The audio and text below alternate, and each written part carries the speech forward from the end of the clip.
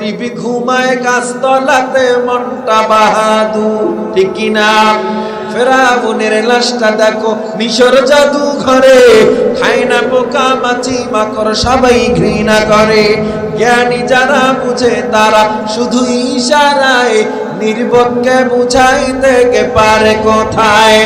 তরকারির মতো তরকারি হলে অল্প জানি সে যে, বুদ্ধিমান মানুষ হলে ইশারাতেই বুঝে। উঁচু জমিনের পানি যেমন নিচু জমিনে যায়, তেমনি আল্লাহর রহমত আসে নম্রতার হৃদয়ে। ভোগ বিলাসের বাড়ি গাড়ি পরে রবে সব, থাকতে সময় স্মরণ করো আল্লাহ আমার রব। থাকতে সময় স্মরণ করো আল্লাহ আমার রব। কে আমাদের রব? জোরে বলেন কে আমাদের রব? শান্তি দেওয়ার মালিক আমার আল্লাহ, রিজিক দেওয়ার মালিক আমার আল্লাহ। টাকায় শান্তি পাওয়া যায় না। বাংলাদেশের এক সময়ের 1 নম্বর ধনী জহুরুল হক কিশোরগঞ্জ বাজিতপুরের বাংলাদেশের 1 নম্বর ধনী হয়েছিল এই জহুরুল হক। ওরে বান্দা, মরার 6 মাস আগ পর্যন্ত করমা গোশত পোলাও খাইতে পারে নাই। তরল খাবার খেয়ে খেয়ে জীবনটা শেষ হয়ে গেছে। এই জন্য বলে টাকা দ্বারা কোনোদিন শান্তি খুঁজে পাওয়া যায় না। টাকার জন্য পাগল, হ্যাঁ রিজিক আপনার জরুরি ঠিক আছে, তবে আল্লাহকে মেনে নবীকে মেনে যদি রিজিক তালাশে নেমে যান, আমার আল্লাহ বলে যে বান্দা আমার উপরে ভরসা করে কাজ শুরু করে দিবে, আমি আল্লাহ ওর কাজ পরিপূর্ণ হওয়ার আগেই 50% পরিপূর্ণ করে দিব।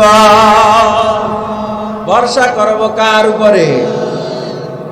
ডক্টর ইউনূসের আব্বা বানাইবেন, হ্যাঁ ডক্টর ইউনূসের আব্বা বানায় বয়ে রইছে, আছে না নাই?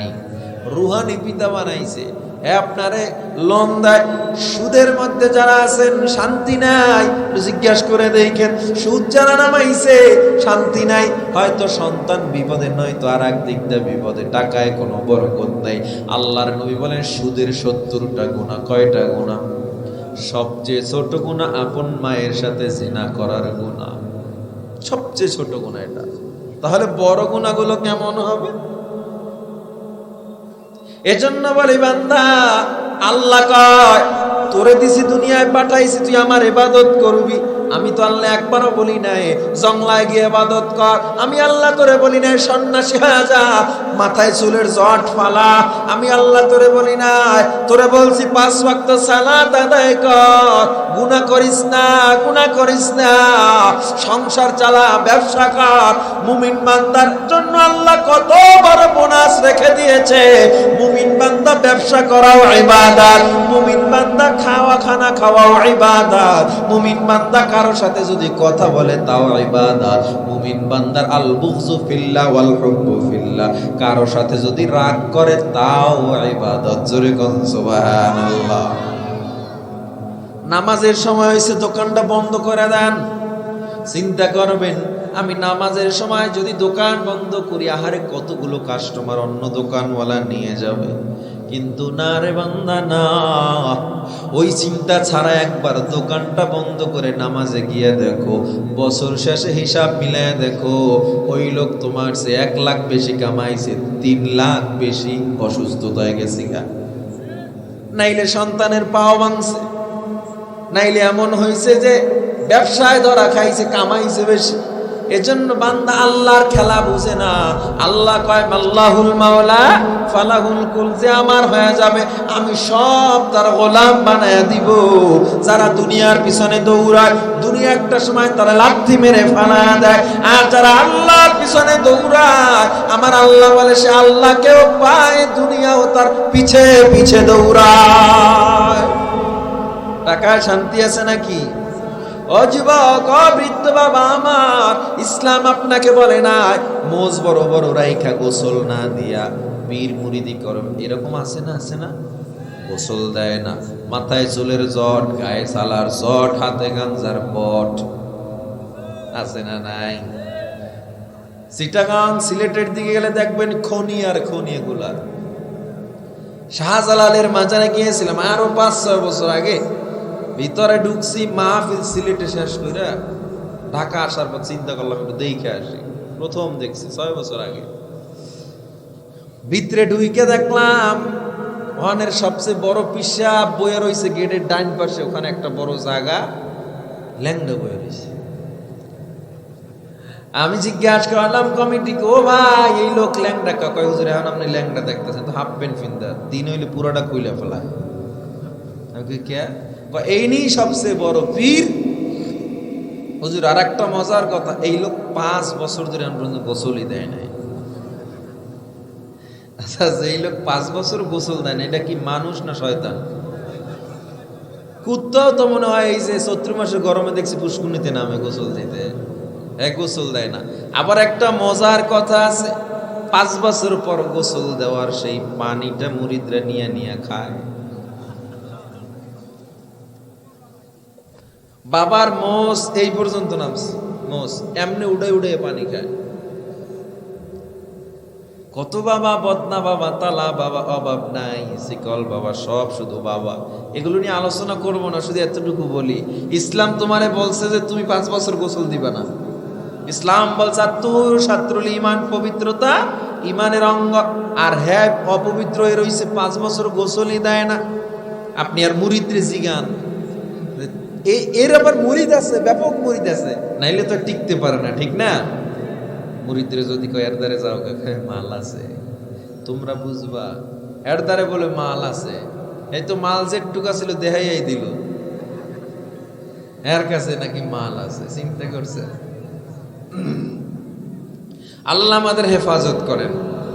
আমি আমার পীরকে মানি ততক্ষণ, পীরকে আমি সম্মান করি ততক্ষণ, পীর নবীর সুন্নাত মানে যতক্ষণ।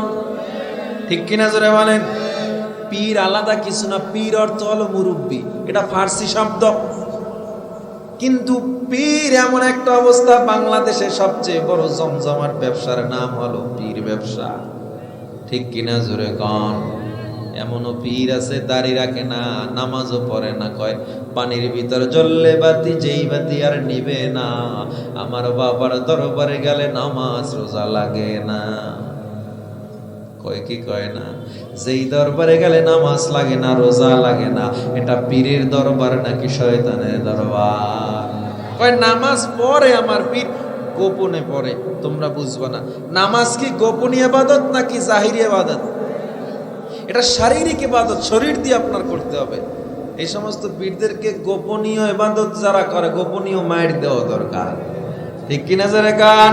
আউলিয়ারা কারে আকবা, ইখতিয়ার জাহেলারা কারে দুনিয়া ইখতিয়ার। আল্লাহ ওয়ালা কারা? যাদের চেহারার দিকে তাকাইলে নবীজির কথা স্মরণ হয়। আল্লাহ ওয়ালা কারা? যাদের সোহবত গেলে বেপরদাওয়ালা পর্দাওয়ালা হয়ে যায়, যাদের সোহবত গেলে বেনামাজি নামাজি হয়ে যায়। আল্লাহ ওয়ালা কারা? যাদের কাছে গেলে ডাকাত আল্লাহ ওয়ালা হয়ে যায়। ঠিক কিনা? ওরে বান্দা, ইসলাম শিখার জন্য মাদ্রাসায় তো পড়া, এখন আপনার বয়স নাই, মোবাইল আছে, ইউটিউব আছে, ওরে বান্দা টুইটার আছে, গুগল আছে, ভালো করে ভালো ভালো কিতাব নামায়া পড়েন, দেখবেন ইসলাম কত সুন্দর। ইসলাম এমন কিছু আপনার উপরে চাপায়া দেয় না যা আপনার জন্য কঠিন হয়ে যাবে। আল্লাহ তাআলা বলে, যা দুনিয়ায় তোরে ঢিল দিলাম, ঢিল দিলাম। দুনিয়ার জগতে আমি আল্লাহ দয়া করলাম, 2 জগতে দয়া করব না, কবরের জগৎ আর হাসরের জগৎ। আমার আল্লাহ ডাক দিয়া কয়, আমি সিরিয়ার জমিনে একটা চেয়ার নিয়ে বসে যাব, চেয়ার নিয়ে বসে যাব। সিরিয়ার জমিন, বর্তমান সিরিয়ার জমিন, সেখানে আমার আল্লাহ একটা চেয়ার নিয়ে বসে যাবে। সেদিন আমার আল্লাহর রাগ, আমার আল্লাহর রাগের সামনে নবীরা পর্যন্ত দাঁড়াতে পারবে না।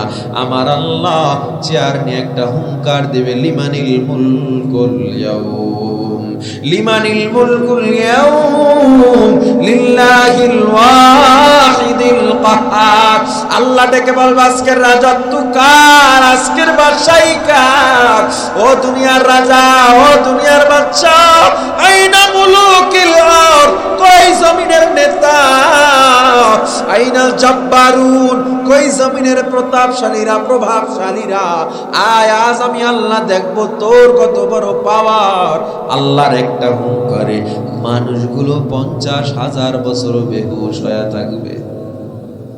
50,000 বছর পর মানুষগুলো উঠে দৌড়ে পয়গম্বর আদমের কাছে যাবে। এদিক দিয়ে আমার আল্লাহ ডাক দিয়া বলবে, জিব্রিল কই, আমার প্রিয় হাবিবকে তাড়াতাড়ি মাকামে মাহমুদের চেয়ারে বসাও। জিব্রিল আমিন পৃথিবীতে ঘুরবে, কোনো কিছুই দেখা যায় না, ফানা ফানা। ইসরাফিলের ভূত করে গোটা দুনিয়াটা সমতল হয়ে গেছে। জিব্রিল আইসা বলবে, আল্লাহ আমি কিছুই চিনি না, কোথায় মক্কা, কোথায় মদিনা? আমার আল্লাহ বলবো, অমুক জায়গায় যাও, গিয়া দেখবা আমার নবীর কবর থেকে আমার আল্লাহ, আমি আল্লাহর আরশের সাথে নূরের একটা বাতি জ্বলতেছে, সেখান থেকে গিয়ে আমার মায়ার নবীরে তাড়াতাড়ি নিয়ে আসো, কারণ আমার হাবিবকে ছাড়া আমি কিয়ামতের ময়দানের বিচারের কার্যক্রম শুরু করব না। আমার আল্লাহ তাআলার নির্দেশে জিবরিল গিয়া তার পাখা দিয়া যখন আঘাত করবে নবীর কবরের উপরে, রওজার উপরে, কবরটা সাথে সাথে ফেটে যাবে। আল্লাহর নবী তখন উঠবে, ওয়াহুয়া ইয়াবকি ওয়া ইয়াকুল আইনা উম্মতি, আইনা উম্মতি।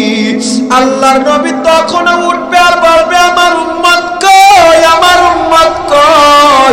আল্লাহু আকবার বলেন, আল্লাহু আকবার। এমন এক ভয়ঙ্কর অবস্থা, তখন আমার নবী বলবে, আইনা উম্মতি, আমার উম্মত কই?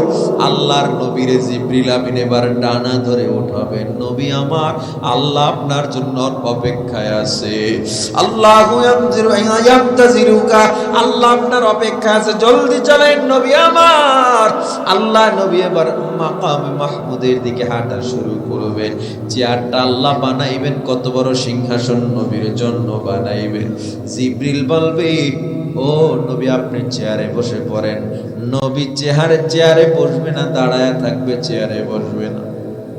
জিবরিল আল্লাহর কাছে গিয়ে বলে, আল্লাহ আপনার দোস্ত চেয়ারে বসতে চায় না।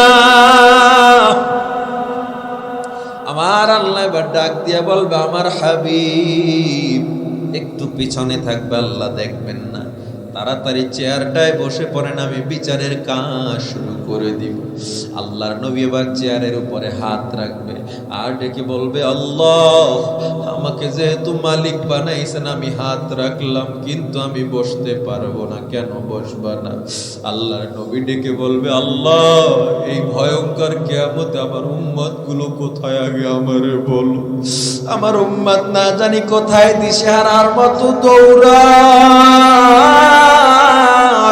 ওদিকে হাজার হাজার কোটি কোটি উম্মত আদম নবীর কাছে গিয়া বলবে, আমাদের সাহায্য করেন।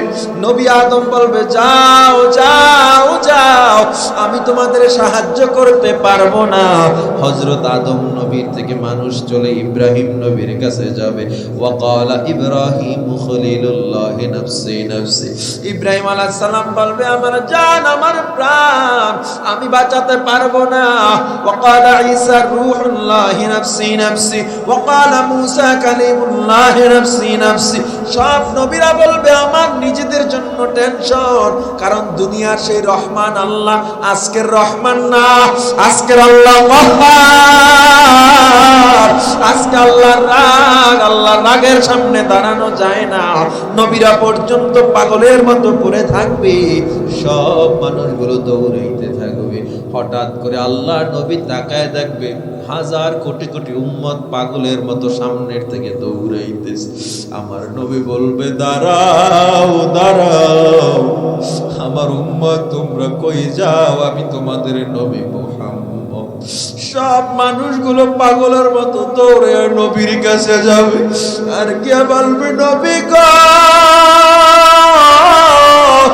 কোন নবীরা আমাদেরকে আজকে চিনে না, সাপোর্ট দেয় না। আল্লাহর নবী কয়, তোরা যদি একজনও জাহান্নামে যাও, আমি আল্লাহকে বলছি আমি জান্নাতে যাব না, আমি জান্নাতে যাব না। সব উম্মত গুলোর হাউজে কাউসারের পানি পেয়ালার জন্য আল্লাহ নবী প্রস্তুত নিবে। হঠাৎ করে ওদিক থেকে জাহান্নাম গুরিম গুরিম আওয়াজ, জাহান্নাম সামনে আগায়, বারবার ডাক দেয় হালমিম মাজিদ, আল্লাহ কিছু আছে নাকি আমার পেটে দাও, আমার পেটে বড় ক্ষুধা। আমার আল্লাহ ডাক দিয়া বলবে জাহান্নাম দাঁড়াও, একটু দাঁড়াও, আমি তোমার জন্য খাবারের ব্যবস্থা করতেছি। উম্মতগুলোরে বিচারের কাঠ করায় দাঁড় করায় নেই, এরপরে তোমার খাবার আমি তোমার কাছে পাঠাইতেছি। হাদিসে বলা হয় জিবরিল আল্লাহর নবীর পাশে দাঁড়ানো থাকবে, জাহান্নামের বিকট আওয়াজে জিবরিল মাটিতে পড়ে যাবে। আল্লাহর নবী তখনও বলবে উম্মতি উম্মতি। জিবরিল সিজদায় পড়ে যাবে, আল্লাহ নবী সিজদায় পড়ে যাবে। জাহান্নামের গলায় ৭০,০০০ ফেরেশতারা শিকল লাগায় পেছনে টানে, জাহান্নাম পিছনে যায় না, জাহান্নামকে ফেরানো যায় না। প্রত্যেকটা আংটার সাথে আরো ৭০,০০০ ফেরেশতা থাকবে, জাহান্নাম পিছনে যায় না। এমন ভয়ঙ্কর অবস্থায় আপনার আমার মায়ার নবী বলবে উম্মতি উম্মতি। কেমন মায়ার নবী পাইছো জানো? যেই নবী আজ মদিনায় এসে উম্মতি উম্মতি বলে কাঁদে, ওহুদের ময়দানে দাঁত ভাঙলো আমার নবী উম্মতের জন্য, তায়েফের ময়দানে রক্ত ঝরলো নবী আমাদের জন্য। আল্লাহর নবী যদি আল্লাহরে বলতো আল্লাহ আমার এত কষ্ট সহ্য হয় না, ক্ষুধার যন্ত্রণা সহ্য হয় না, আমাকে একটু জবাব দেন, আমার আল্লাহ দিত কি দিত না? আল্লাহ যদি কই, আল্লাহর নবী যদি কইতো আমার ধন দান সম্পদ দান, আল্লাহর নবীকে আল্লাহ দিত কি দিত না? কেন চায় না জানো? কারণ আল্লাহর নবী জানে উম্মতের মধ্যেও থাকবে অনেকে গরিব, এরা যদি বলা হয় নামাজে চলো, বলবে রিক্সা তুইয়া কেমনে নামাজে যাব, ধান কাটা তুইয়া কেমনে নামাজে যাব। আরে নবী পড়ছে তুমি পড়বা না? উম্মত বলতো নবীর তো টাকা পয়সার অভাব ছিল না, নবী নবীর মতো পড়েছে, নবীর কোনো টেনশন ছিল না রিজিকের। আর আমাদের তো রিজিকের টেনশন আছে। এই উম্মতের মায়ায় আমার নবী পুরো জীবনটা আপনার আমার মতো সাধারণ জীবন কাটায়া দিয়েছে, আল্লাহর কাছে কিছুই চায় না। ওহুদের ময়দানে আমার নবী দামদান মুবারক শহীদ হয়ে যায়। এক বেঈমান আমার নবীর হেলমেটের উপর আঘাত করলে হেলমেটের লোহাটা নবীর কপালের উপরেই ভাগে যখন ঢুকে যায়, রক্ত পড়তে পড়তে নবী একটা গর্তের মধ্যে পড়ে যায়। হযরত ওসমান, আলী, আবু বকর, ওমর পাগলের মতো দৌড়ায়া নবীরে জড়ায়া ধরছে আর ডাক দিয়া কয় নবী আপনার কিছুই হয় না, টেনশন করবেন না। হযরত ওমর ছিল একটু রাগী স্বভাবের, রাগ ছিল বেশি, কিন্তু ওমরের নবীর জন্য মায়াটাও ছিল একটু বেশি।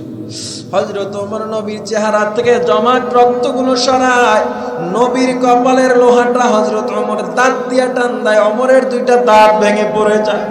হযরত ওমর সেদিন আল্লাহর কাছে বলে আল্লাহ, আল্লাহর নবীর দুইটা দাঁত ভেঙেছে, আমি ওমরের দুইটা দাঁত ভেঙেছি আল্লাহ, এর দ্বারাও মনে হয় আমি আল্লাহর নবীর পাশে কষ্ট বুঝতে পারি না। আল্লাহ গো, আমার জীবনটা যদি নবীর জন্য কোরবানি হওয়ার তৌফিক হয়, নবীরে বাঁচানোর তৌফিক দাও। আল্লাহ নবী যখন একটু হুঁশ আসলো, আল্লাহ নবী ডেকে বলে ওমর, ওসমান, আলী জলদি মাঠে চলে যাও, মুসলমানদের অবস্থা ভালো না। একটা কমান আদেশ না মানার কারণে মুসলমান তো এক পর্যায়ে জয়ী হয়ে গিয়েছিল, এক পর্যায়ে মুসলমান বিজয়, কিন্তু একটা আদেশ না মানার কারণে দ্বিতীয়বার ওই বেঈমানরা মুসলমানের উপরে আক্রমণ শুরু করেছিল, যার কারণে মুসলমান ছন্নছাড়া হয়ে যায়, মুসলমানের উপরে আঘাত। আল্লাহ নবী কয় তাড়াতাড়ি সাহাবায়ে কেরামকে হেফাজত করো। আল্লাহ নবীর কথা শুনি হযরত ওমর কয় ও নবী আপনারে ফলায়া কেমনে যাব? আল্লাহর নবী কয় বিইজ্জাতিহি ওয়া জালালিহি, আল্লাহর ইজ্জতের ও জালালের কসম ওমর আমি বলেছি জলদি চলে যাও।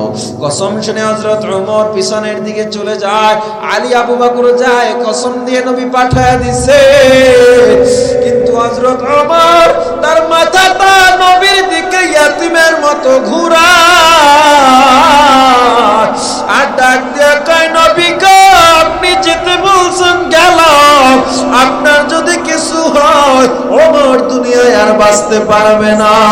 আল্লাহু আকবার বলেন, আল্লাহু আকবার। যুদ্ধের ময়দানে যখন চলে যায়, বেঈমানরা নবীর একা পেয়ে এবার তীর মারা শুরু করে দিয়েছে। আল্লাহর নবীর বাঁচানোর জন্য তলহা রাদিয়াল্লাহু তাআলা লাফ দিয়া নবীর জড়ায়া ধরছে। যেদিক থেকে তীর আসে তলহা সেদিকেই নিজের বুকটারে ঘুরায়া দেয়। একটা না দুইটা না, তলহার গায়ে সেদিন 70টা তীর বর্ষার আঘাত লেগেছিল। আমার আল্লাহর নবী ডেকে বলে, তলহা তোমার গায়ে জায়গা নাই, তুমি এখনো কেমনে দাঁড়ায় রইছ? তলহা সরো, আমার নবীকে হেফাজতের কোনো প্রয়োজন নাই, আমাকে প্রয়োজন নাই। তলহা কয়, নবী গো আমার বড় কষ্ট হয়, আমার গায়ে তীর লাগছে এই জন্য কষ্ট হয় না। নবী কয়, তাহলে কিসের কষ্ট? তলহা কয়, নবী লিআন্না লি নাফসান ওয়াহিদা, আল্লাহ আমার একটা জীবন দিছে এই জন্য আমার বড় খারাপ লাগতেছে। আল্লাহ আমারে যদি 100 জীবন দিত, ও আল্লাহর নবী আপনার জন্য 100 জীবন কুরবানি করে দিতাম। মদিনার জিন্দেগিতে আমার নবী হঠাৎ করে হাউমাউ করে কান্না করে উঠতেন। আসরের নামাজের পর একদিন আমার নবী হঠাৎ করে চিল্লায়া কান্দে। ওমর, ওসমান, আলী, আবু বকর, হামজা, তলহা সবাই পাগলের মতো দৌড়ায়। ও নবী আপনি এত জোরে কেন কান্দেন? কি হইল? বিপদ? আল্লাহ নবী কয়, আমি আমার জন্য কাঁদি না, আমি কাঁদি কেন? আমার উহুদের ময়দানের তলহার কথা মনে পড়ে যায়। কারণ একটা তীরের আঘাতে মানুষ সহ্য থাকতে পারে না, দাঁড়িয়ে থাকতে পারে না। তলহার গায়ে সেদিন 70টা তীর বর্ষার আঘাত লেগেছিল। এরপরও আমাকে হেফাজতের জন্য এই এত বড় উহুদ পাহাড়ের উপরে আমাকে কাঁধে করে তলহা নিয়ে গিয়েছিল। আমি তলহারে জিজ্ঞেস করেছিলাম, তলহা এত বড় পাহাড়টা এতগুলো তীর গায়ে নিয়ে কেমনে উঠছো? তলহা জবাব দেয়, নবী আপনার রক্ত জমিনে পড়েছে, আমার মতো হাজারো তলহার এই কষ্ট কোনো কষ্টই না। এই জন্য আল্লাহ নবী বিভিন্ন সময় হাউমা করে কান্না করে উঠতেন। আল্লাহ নবী যেবার নবীর হাত ধরে একটু উঁচু জায়গায় নবীকে বসানো হয়, এদিক দিয়ে আর একটা কঠিন ঘটনা ঘটে গেছে। নবী যুদ্ধে যাওয়ার সময়, আল্লাহ নবী যুদ্ধে যাওয়ার সময় যখন সব সাহাবায়ে কেরাম নির্ধারণ করতেছে, হঠাৎ করে আল্লাহ নবী দেখে লাইনের মধ্যে ছোট একটা বাচ্চা দাঁড়ায় রইছে। আল্লাহ নবী ডেকে বলে, ও বাবা তুমি কেন লাইনে দাঁড়াইছো? ছোট বাচ্চা বলে, নবী আমি আপনার সাথে যুদ্ধে যাব, শহীদ হবে, এই জন্য লাইনে দাঁড়াইছি। আল্লাহ নবী ডেকে বলে, বাবা তোমার বয়স কত? বলে 12 বছর। কি নাম? বলে রাফি ইবনে খাদিজ। বুখারী শরীফে বলা হয় সেই যুদ্ধে আল্লাহর নবী তারে নেয় নাই। উহুদের যুদ্ধের সময় সেই বাচ্চা আবার লাইনে দাঁড়ায় গিয়েছিল। আল্লাহর নবী আজকেও যখন রাফিকে লাইনে দেখলো, আল্লাহর নবী এবার একটু চিনতে পেরে, হালকা চিনতে পেরেছে। আল্লাহর নবী কাছাকাছি যাওয়ার আগে রাফি কান্না করে দিছে। রাফি কান্না শুরু করে আর ডেকে বলে, মায়ার নবী আমার, আমি আর একবার লাইনে দাঁড়াইছিলাম, আমারে নেন না, আজ আমারে ফালাইয়া যাবেন না, মায়ের থেকে বিদায় নিয়ে আসছি। আল্লাহ নবী বাচ্চার চোখের পানি দেখে আর ধৈর্য ধরতে পারে না। আমার নবী বলে, ও ওমর, ও আলী, এই বাচ্চার জন্য ঘোড়া রেডি করো, তরবারি রেডি করো। এই বাচ্চা আজকে উহুদের ময়দানের সেনা হয়ে গেল। আল্লাহু আকবার বলেন, আল্লাহু আকবার। ওই ছোট বাচ্চাটাকে এবার ঘোড়ার পিঠে চড়াইয়া দিল। সাহাবায়ে কেরামরা বলাবলি করতেছে, আল্লাহর নবী এই ছোট বাচ্চাটাকে নিল। তরবারির সাইজ এই বাচ্চার শরীরের চেয়ে বড়। একটা যুদ্ধের ঢাল উঠানোর মতো শক্তি তো বাচ্চার গায়ে নাই। তারপরেও নবী যেটা ভালো মনে করেছে সেটা করেছে, কোনো কথা নাই। যুদ্ধের ময়দানে যাওয়ার পর মুসলমান যখন তাবু গেড়ে বসলো, প্রত্যেকটা যুদ্ধের সময় একটা নিয়ম, এক পক্ষের মানুষ একজন যাবে, বিপরীত পক্ষের মানুষ একজন আসবে, যুদ্ধ শুরু হবে। তো এই দুইজনের মধ্যে যুদ্ধ শুরু হওয়ার কিছুক্ষণ পর সবাই মিলে যুদ্ধ শুরু হয়। তাহলে কে আসে? বলে যেই দলের সবচেয়ে বড় পাহলওয়ান সে সবার আগে দাঁড়ায়। আল্লাহর নবী প্রত্যেক যুদ্ধের সময় যখন ডাক দিত, মুসলমানের মধ্যে কে আছো আগে যুদ্ধের ময়দানে যাইবা, হযরত ওমর লাফ দিয়া দাঁড়ায়া যাইতো, হযরত আলী লাফ দিয়া দাঁড়ায়া যাইতো, আবু বকর, ওসমান, আমিরে হামজা, তালহা, আমিরে হামজা, হানজালার মতো সাহাবারা দাঁড়ায়া যাইতো। তাদের সামনে কেউ দাঁড়াইতে পারতো না, কারণ তাদের ঈমানের পাওয়ার এত হাই যে তাদের সামনে দাঁড়ানোর শক্তি কারো নাই। সবার আগে লাফ দিয়া তারা দাঁড়ায়া যাইতো। আজকে আল্লাহর নবী উহুদের ময়দানে বসে যখন ডাক দিল, কে আছো যুদ্ধের ময়দানে আগে যাইবা, কোথায় ওমর, কোথায় আলী, কোথায় আবু বকর, ছোট বাচ্চাটা সবার আগে লাফ দিয়া দাঁড়ায়া গেছে। আল্লাহু আকবার, আল্লাহু আকবার। ছোট বাচ্চারা লাফ দিয়া কয়, নবী আমি যুদ্ধের ময়দানে সবার আগে যাব। আল্লাহ নবী হাউমাউ করে কান্না শুরু করে দেয়, আর ডাক দিয়া কয়, ওমর তাকা দেখ, ইমানদার হওয়ার জন্য বড় হওয়া লাগে না, ইমানদার হওয়ার জন্য অনেক বয়স্ক হওয়া লাগে না। এই ছোট বাচ্চার ইমানের দিকে তাকা, তোদের সামনে সবার আগে দাঁড়ায় গেছে। এই বাচ্চাটা কেমনে তরবারি ধরবে, কেমনে ঢাল ধরবে, যেই সাহাবায়ে কেরাম চিন্তায় ছিল তারাই হাদিসে লিখে দেয়, বাচ্চাটা যখন তরবারি নিয়ে দৌড় দিল, ঢাল নিয়ে দৌড় দিছে, মনে হচ্ছিল তরবারি তোর আগুন লেগে গেছে, এত জোরে দৌড় দিছে। বাচ্চাটা মনে হয় পাখির মতো উড়ে উড়ে বেঈমানদেরকে সয়া ফেলতেছে। গোটা উহুদের ময়দানটা কেমন যেন থরথর করে কাঁপতেছে, কম্পন সৃষ্টি হয়ে গেছে। একটা বাচ্চার এত ঈমানের পাওয়ার। আল্লাহ নবী তাকায় দেখে, আর চোখ থেকে গড়গড় তরতর করে পানি পড়ে। হযরত ওমর আলী নবীর পাশে বসা, ডাক দিয়া কয়, ও নবী আপনি কেন কান্না করেন? একটা ছোট বাচ্চার কাছে আমরা দেখেন বেঈমানরা পরাজিত হয়ে যাচ্ছে, খুশির সংবাদ। আল্লাহর নবী বলে, ওমর আমি কেন কাঁদি জানো? কারণ এই বাচ্চাটার একটা মনের বড় ইচ্ছা, শহীদ হবে। না জানি আল্লাহ ওরে কোন সময় আবার নিয়ে যায় যুদ্ধের ময়দান থেকে। বেঈমানরা লক্ষ্য করে দেখলো, ওই ছোট বাচ্চার সামনে আমরা সবাই পরাজিত হয়ে যাই।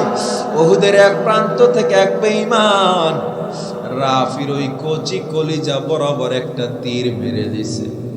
12-13 বছরের ছোট বাচ্চাটার কচি হাড্ডিটা ভেদ করে কলিজার মধ্যে তীরটা যখন ঢুকে গেছে, বাচ্চাটা জমিনে পড়ে গলা কাটা মুরগির মতো ছটফট করতেছে।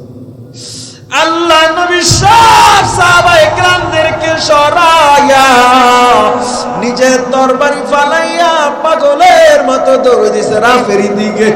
আল্লাহ নবী গিয়া রাফিকে কোলে তুলে নেয়।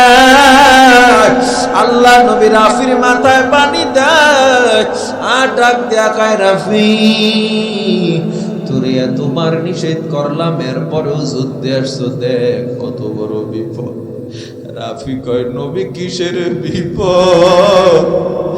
আজকে যদি না আসতাম আপনার এই মোবারক দামি কোলে কি আমি চড়তে পারতাম? আজকে যদি না আসতাম আপনার এই মোবারক হাত আমার মাথায় কে বুলাইত? আল্লাহ নবী এত খুশি হয়ে গেছে। আল্লাহ নবীটাকে বলে, রাফি আমি তোমার তীরটা উঠাতে চাই, তবে তীরের মাথার ফলাটা আমি কলিজার সাথে আটকে রাখতে চাই। তুমি প্রশ্ন কি করবে না, কেন আটকে রাখবো? রাফি কয়, নবী আপনি এবং আল্লাহ ভালো জানেন কেন তীরের ফলা আটকে রাখবেন। আল্লাহর নবী ডেকে বলে, রাফি আমি আল্লাহর নবী কিয়ামতের ময়দানে কোন শহীদের ব্যাপারে সাক্ষ্য দিব না, কোন শহীদের ব্যাপারে সাক্ষ্য দিব না, কিন্তু আমি তোমাকে কাঁধে নিয়ে আল্লাহর দরবারে কিয়ামতে দাঁড়ায়া যাব, আর ডেকে বলবো, আল্লাহ এই রাফি একজন শহীদ, আমি নবী নিজে সাক্ষী, আমি ওর তীরের ফলা দেখেন ওর কলিজার মধ্যে আমি আটকে রেখেছিলাম। জোরে কোন সুবহানাল্লাহ। ও মুসলমান, ইমানের পাওয়ার কেমন নবীর উম্মত হইলাম, যেই নবীর চেহারার দিকে তাকাইয়াও বেঈমানরা মুসলমান হয়ে গিয়েছিল, নবীর ব্যবহারেও বেঈমানরা মুসলমান হয়ে যায়। এমন একজন নবী পাইলাম যেই নবীর গলায় গামছা লাগাইয়া মক্কার অলিতে গলিতে বেঈমানরা টানছে। এরপর মামা নবী, এই দুনিয়াটা এমন যে তোমার এক সেকেন্ডের কোনো গ্যারান্টি নাই, এখান থেকে বাড়ি যাওয়ার কোনো গ্যারান্টি নাই। কত যুবক প্রতিদিন হুন্ডা অ্যাক্সিডেন্টে মারা যায়, বাস অ্যাক্সিডেন্টে মারা যায়, হার্ট অ্যাটাক করে মারা যায়। এজন্য বলি ও যুবক, ও বৃদ্ধ বাবা, কত সময় নষ্ট করেছ, আর সময় নাই, সময় নাই। দুনিয়ায় যে যেই সেক্টরে থাকো আল্লাহর মেনে নাও, নবীর সুন্নাত মেনে নাও। তোমার মতো হাজারো RAB, army, police, OCD, CSP, IG, commissioner, doctor, barrister, professor, engineer, উকিল, লেখক, সাহিত্যিক, কলামিস্ট, এদের মধ্যে দাড়িওয়ালা নামাজির অভাব নাই। তুমি আমি কেন পারবো না? ও যুবক, এমন একটা সময় আমরা এখানে বসে আছি যখন প্রথম আসমানে এসে বান্দা আল্লাহরে ডাকে, আমার আল্লাহ ডাক দিয়া কয়, বান্দা আমার কাছে চাও, আমার আল্লাহর কাছে চাও, আমি আল্লাহ দিতে দেরি করব না। এমন একটা পরিস্থিতিতে আজ আমরা বসে আছি। আল্লাহ আমাদের দোয়া ফিরাবেন না, আমাদের গুনার মাপ চাইলে আল্লাহ মাপ না করে পারবেন না। আল্লাহর কাছে কে কে ওয়াদা করতে পারে, গুনাহ করব না, নামাজ ছাড়বো না, আর দাড়ি কাটবো না, সুদ ঘুষ খাবো না, খারাপ ব্যবহার করব না, মোট কথা আল্লাহর রাজি খুশির জন্য সব কিছু করব। কে কি রাজি আছো? আল্লাহকে হাত দুইটা দেখায় দাও। সোজা করেন, সোজা করেন। হায় আল্লাহ, তাকায় দেখো, আমরা গুনাহগার, ওয়াদা করতেছি আর গুনাহ করব না, নামাজ ছাড়বো না। হায় আল্লাহ, আমাদের সবাইকে গুনাহ মুক্ত জীবন দান করো, জীবনের সব গুনাহগুলো মাফ করে দাও।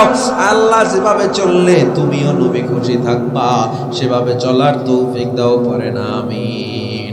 আর জোরে বলেন আমিন।